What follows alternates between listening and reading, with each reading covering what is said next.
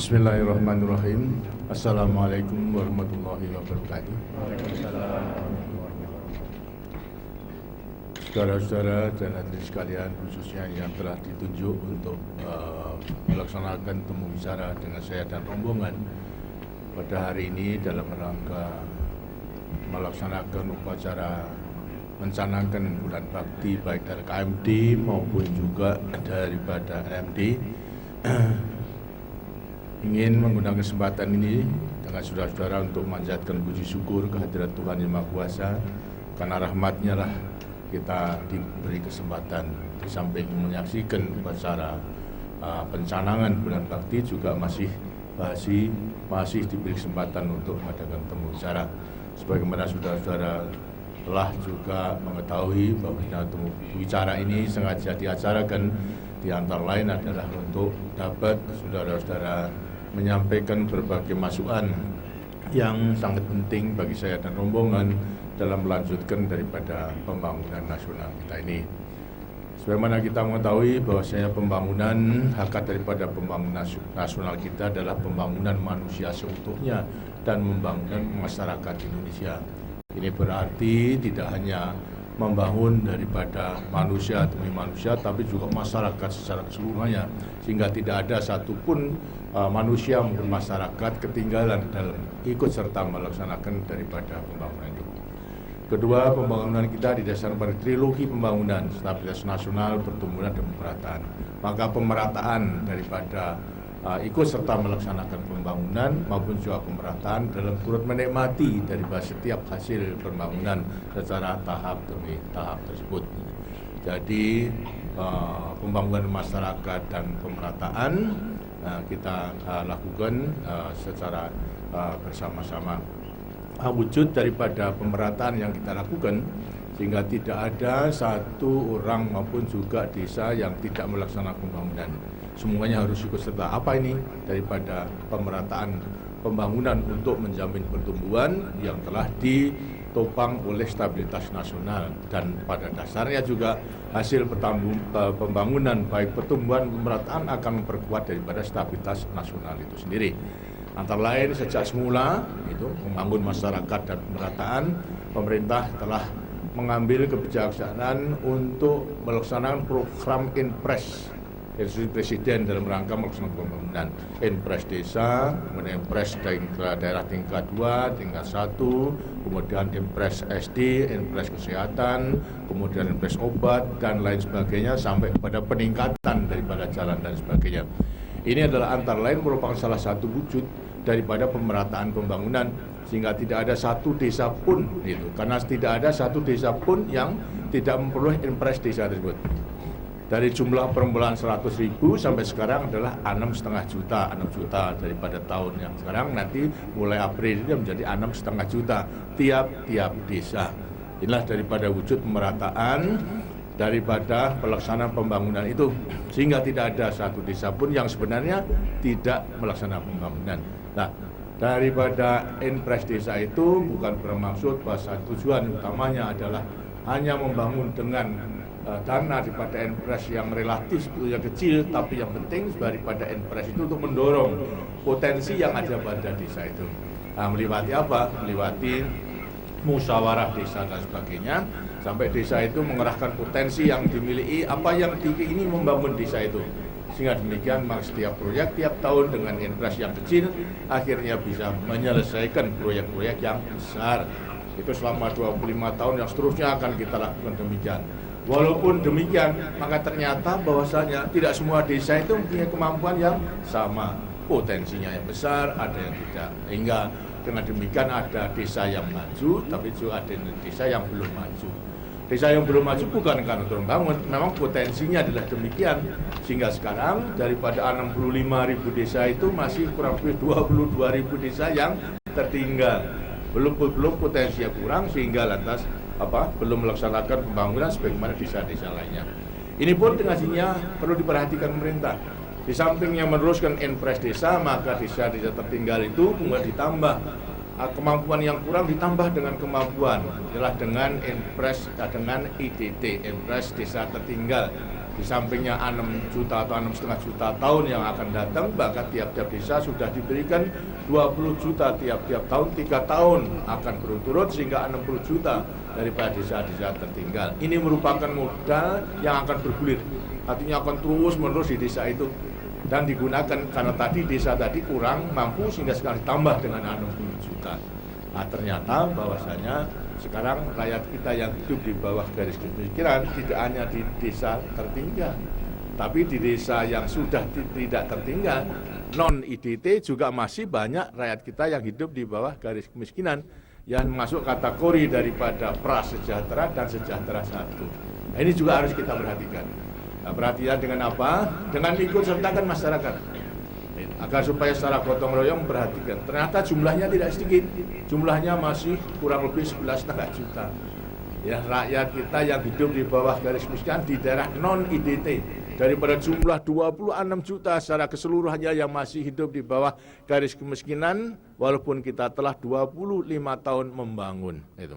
Nah, sekarang daerah IDT telah ada dananya, sekarang di daerah non-IDT itu kita berusaha agar supaya masyarakat di daerah di desa yang sudah tidak tertinggal ikut serta menangani, di sampingnya itu juga masyarakat yang mampu ikut serta menangani.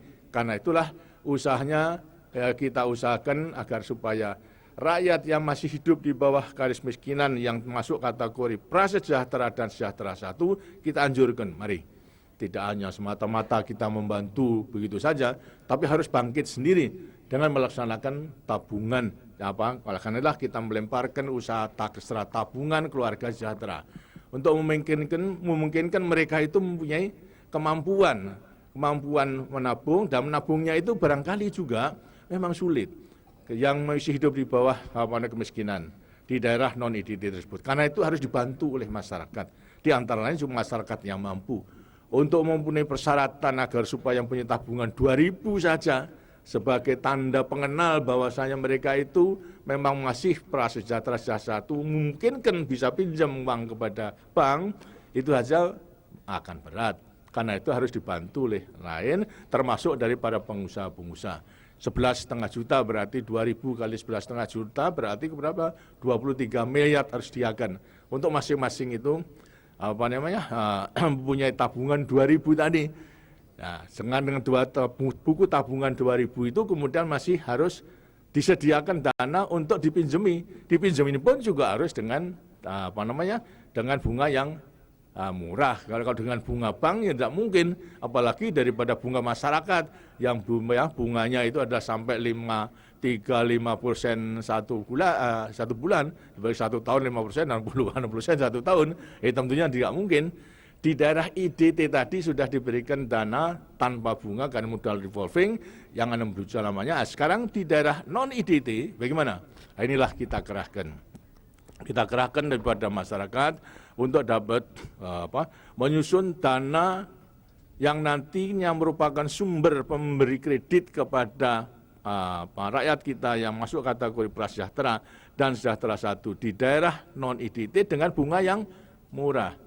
Kalau bunga yang mahal bisa saja, tapi ini harus bunga yang murah. Kalau bank dipaksa kamu memberi bunga yang murah, ya siapa yang harus tombok kekurangannya? Subsidi. Akhirnya subsidi minta pada pemerintah, pemerintah pun juga dengannya sudah kurang. Karena itulah kita harus mengusahakan adanya kredit yang murah. Inilah yang kemudian kita anjurkan, dan juga memang ada petanggapan bahwa mereka yang punya keuntungan 100 juta rupiah lebih 1 tahun setelah bayar pajak, mereka itu akan menyumbangkan 2% daripada keuntungan 100 juta yang ke atas tadi.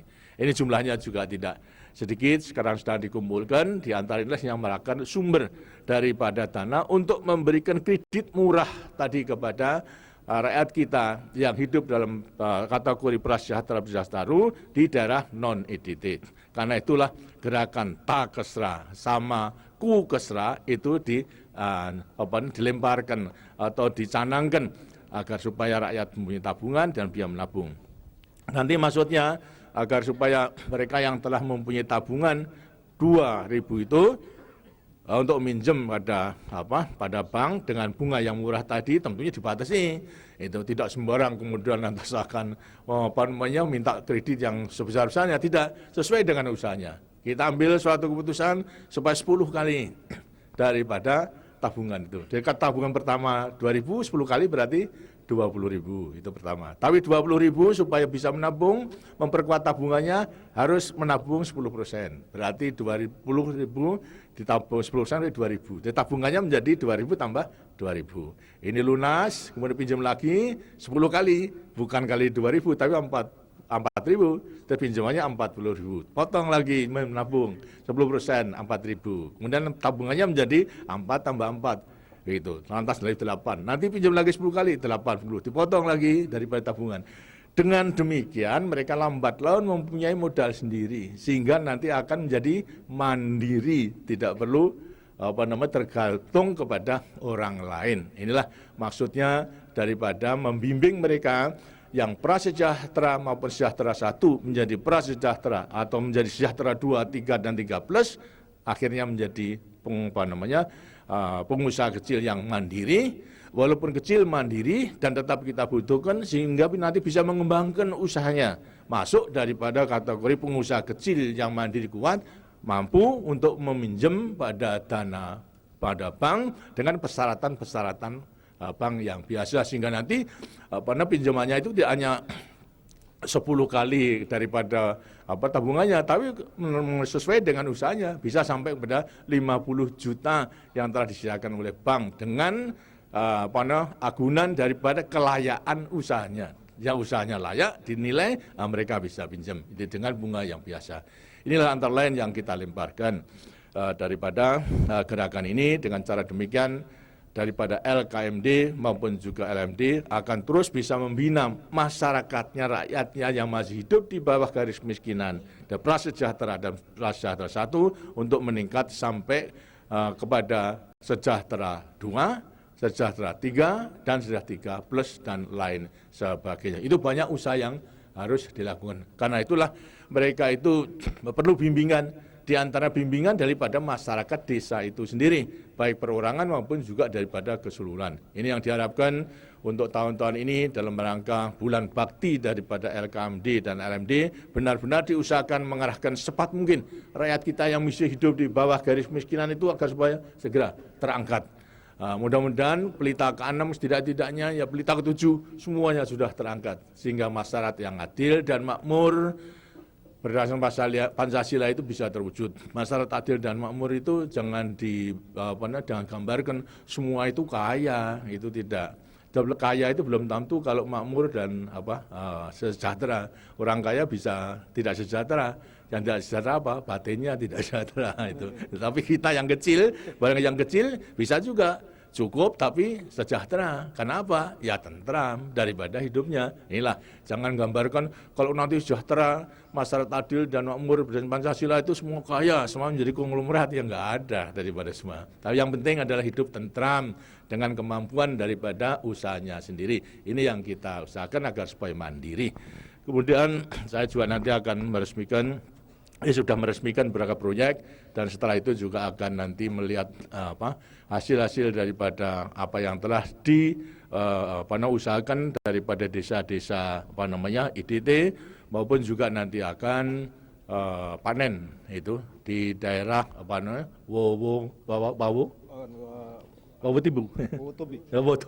Wotobi yang 8 tahun yang lampau itu adalah saya resmikan waduk itu yang kapasitasnya 18.000 hektar, sekarang baru 8.000 hektar. Itu saja sudah mendukung swasembada untuk di Sulawesi. Apalagi kalau yang 18.000 diusahakan, dengan sendirinya akan mendukung daripada stok nasional, pangan nasional yang baik. Artinya yang sempurna, yang tidak akan kekurangan lagi. Banyak nanti hal-hal yang masih akan kita saksikan. Nah, sekarang saya akan mengharapkan masukan daripada saudara-saudara mengenai pelaksanaan LKMD-nya, LMD-nya, maupun juga dalam rangka membina masyarakat prasejahtera sejahtera 1 di daerah IDT yang sekarang ini sedang kita lakukan. Kalau di non-IDT baru akan kita canangkan, tapi daerah IDT sekarang yang benar-benar telah berjalan. Coba sekarang siapa yang maju? Nah, silakan di tengah.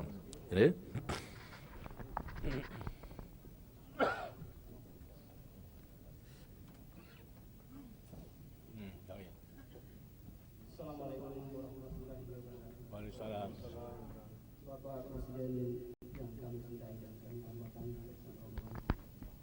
Perkenankanlah kami memperkenalkan diri. Nama Dr. Hamun selaku manajer KUD Tani Makmur Sejahtera Desa Wawasolo, Kecamatan Pontianak, Kabupaten Daerah dan Kendari, Provinsi Sulawesi Selatan. Sebagai tambahan Pak, sebelum kami diangkat sebagai manajer, kami adalah dari Tenaga Kerja Surabaya Terpilih TKST. Pada kesempatan yang berbahagia ini, kami ingin mengetengahkan kepada Bapak Presiden. Pertama-tama kami atas nama negara petani yang melakukan panen. Dengan demikian, KUD kami pada bulan-bulan itu tidak dapat melakukan pembelian beras dan bahan pangan. Kredit pengadaan pangan tersebut dapat dipertimbangkan untuk berlaku efektif 12 bulan sejak penandatanganan perjanjian. Wassalamualaikum warahmatullahi wabarakatuh. Waalaikumsalam. Terima kasih. Saya kira itu sangat penting sekali. Justru dalam rangka meningkatkan pendapatan daripada petani. Memang petani boleh menjual daripada hasilnya itu ke pasar, apalagi kalau harganya di atas floor price yang sekarang 450 rupiah tiap kilogram gabah kering giling, bukan? Kalau gabah kering sawah tentunya di bawah daripada itu, ya toh. Daripada apalagi juga sebelum diproses gabah kering giling baru 450, tapi kalau KUD kepada rakyat belum memenuhi persyaratan kering giling tentunya di bawah daripada itu. Ini sebenarnya memang dimaksud agar supaya kecuali memang juga meningkatkan pendapatan petani juga untuk stok nasional. Sebetulnya telah menjadi kebijaksanaan daripada pemerintah selama rakyat itu masih bisa menjual dengan harga tinggi, silahkan. Tapi dan KUD juga bisa membeli untuk dipasarkan dengan harga yang lebih tinggi daripada 450 per rupiah tiap kilogram.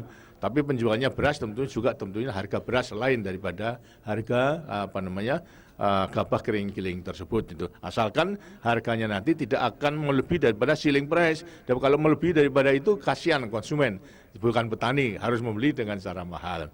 Tapi dan sekarang stok nasional memang kita perlukan untuk menjamin agar supaya harganya selalu stabil.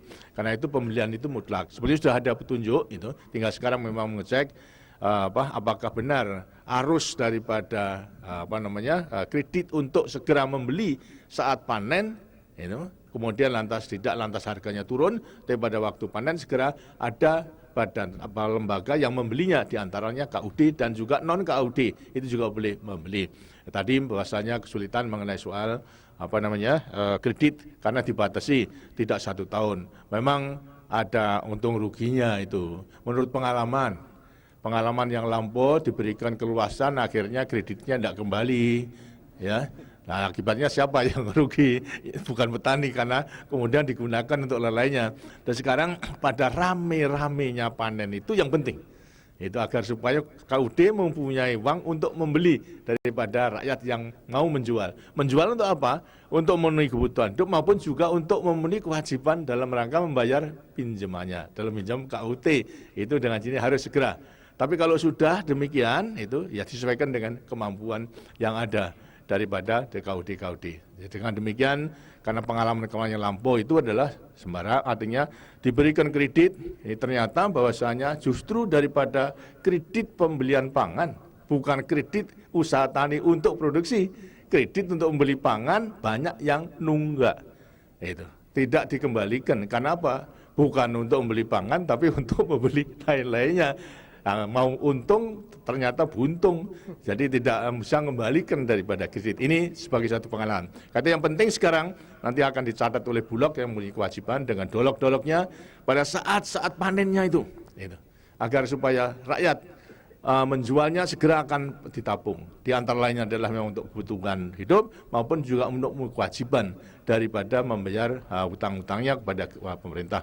Karena nanti kalau sudah terlanjur, sudah lewat daripada panen, belum membayar hutangnya, saya terlanjur padinya hasilnya sudah habis dan tidak membayar kembali. Yang berarti juga nanti tidak akan bisa pinjam kembali. Jadi supaya dipelajari, dan kita telah mempelajari, tapi usahakanlah pada saat-saat panen itu supaya betul-betul kredit yang disediakan oleh Bulog dan doloknya, karena dia nanti akan atau banknya kemudian lantas membeli, lantas jual kepada Dolok, segera akan dibayar untuk kemudian berputar membeli produk daripada petani tersebut.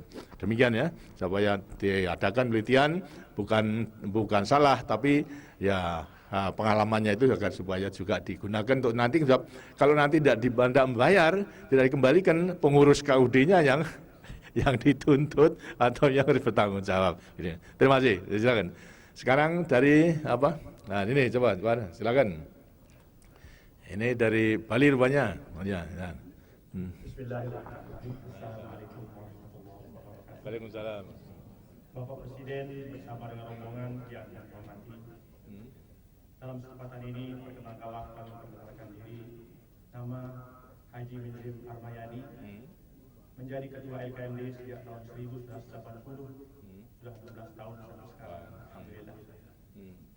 Sesuai dengan fungsi kami sebagai pengurus LKMD yang telah banyak berperan dalam membantu meningkatkan kesejahteraan masyarakat desa di dalam hal-hal yang menyangkut kesehatan seperti pekan imunisasi nasional, kemudian pemberantasan sarang nyamuk demam berdarah, kemudian operasi tekad mamur untuk meningkatkan kesejahteraan masyarakat kami, dan banyak lagi hal-hal.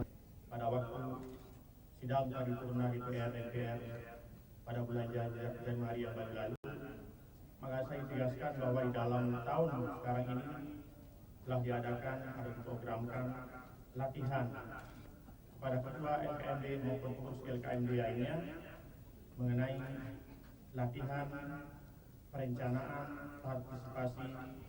partisipatif pembangunan masyarakat desa atau P3MD, yang alhamdulillah dampak daripada latihan tersebut sangat besar bagi pengurus LKMD, yang mana pada waktu musyawarah tingkat desa. Desa itu nanti akan disusun menjadi rencana desa yang akan disahkan oleh LMD, kemudian diusulkan kepada pihak-pihak yang berwenang. Oleh karenanya, dalam kesempatan yang berbahagia ini, perkenalah kami untuk menitip harapan mudah-mudahan pada tahun-tahun mendatang program latihan semacam itu secara kontinu berkesinambungan dapat dilaksanakan. Demikianlah yang dapat kami sampaikan. Semoga ada manfaatnya. Terima kasih. Assalamualaikum warahmatullahi wabarakatuh. Waalaikumsalam. Terima kasih, soal usul yang baik sekali. Memang dalam rangka pembangunan itu salah satu daripada persyaratan adalah mengenai manusianya. Karena itu pembangunan sumber daya manusia akan terus-menerus dilaksanakan. Meningkatkan baik mengenai ilmu pengetahuannya, juga penguasaan teknologi, sampai kepada keterampilan dan sebagainya. Dan ini hanya bisa dilakukan dengan baik mengenai pendidikan maupun juga latihan-latihan.